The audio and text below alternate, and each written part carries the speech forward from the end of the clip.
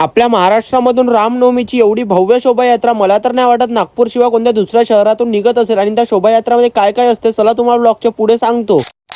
तर जय श्रीराम मित्रांनो, तुम्हाला तर माहिती आहे आज रामनवमी होती. त्याच कारणासाठी आम्हाला जायचं होतं दुकानावरती. दुकानावर यासाठी जायचं होतं कारण आम्हाला इथून घ्यायची होती शेव. कारण आमच्या घराजवळ जे मंदिर आहे त्या मंदिरामध्ये कार्यक्रम होता, त्याच कामासाठी आम्हाला शेवची गरज होती. म्हणून पटकन दुकानावर आलो, इथून शेव वगैरे घेऊन घेतली. त्यानंतर आम्हाला जायचं होतं दुसरं सामान घ्यायसाठी, म्हणून मग इथून गाडी काढली डायरेक्ट आलो दुसऱ्या दुकानावर. दुकानावरून आम्ही पटकन ड्रोने वगैरे घेऊन घेतले. त्यानंतर घराकडे आलो. मंदिरात आरती चालूच होती म्हणून मग म्हटलं सगळ्यात पहिले आरती करून घ्या. आरती वगैरे करून घेतली. त्यानंतर आम्ही बाहेर स्टॉल लावला कारण आम्हाला इकडे वाटायचं होतं चणे अजून शेव. त्यानंतर इथून पटकन सगळा सेटअप वगैरे करून घेतला. सगळ्यांना चणे वगैरे वाटले. त्यानंतर आम्ही नाही खाऊन घेतले. आणि त्यानंतर मग आम्ही निघालो रात्रीची रामनवमीची शोभायात्रा पाहायसाठी. आणि मला तर नाही वाटत एवढी मोठी शोभायात्रा ही आपल्या नागपूर शिवाय कोणत्या दुसऱ्या शहरातून निघत असेल. कारण इथं पाय ठेवासाठी जागा नव्हती, एवढी गर्दी होती का तुम्हीच एक वेळा पाहून घ्या. त्यानंतर आम्ही थोडे सामोर आलो. इकडून पाहतो इकडे डीजे लागला होता. थोडा वेळ डीजे मध्ये वगैरे नाचलो ना. गर्दीमध्ये केव्हा फसलो आम्हाला माहितच नाही पडलं. कसं तरी गर्दीच्या बाहेर निघालो, एक चांगली जागा पकडली. इथूनच आम्ही सगळ्या झाका पाहायला सुरुवात केली. आणि आपल्या नागपूरच्या भव्य शोभायात्रेमध्ये एकूण 100 पेक्षा जास्त झाक्या होत्या. आणि तुम्ही एक वेळा पाहूनच घ्या किती खतरनाक दिसत होतं. रस्त्याने एकदम पूर्ण रस्ताच पॅक झालेला होता. आणि सगळं पाहण्याच्या चक्करमध्ये आमच्यासोबत एक कांड झाला. ते म्हणजे आम्ही आलो होतो 4 जण, म्हणजे आता 2 जण कुठे गेले आम्हाला काही समजलंच नाही. आम्ही नाही त्याला तिथं सोडून घरी आलो. नाही आजचा ब्लॉग किती सेंड केला. जर आता ब्लॉग आवडला असेल तुम्हाला तर लाईक आणि फॉलो करून घेत चला तुमच्या भावाला. आता भेटतो तुम्हाला पुढच्या ब्लॉग मध्ये.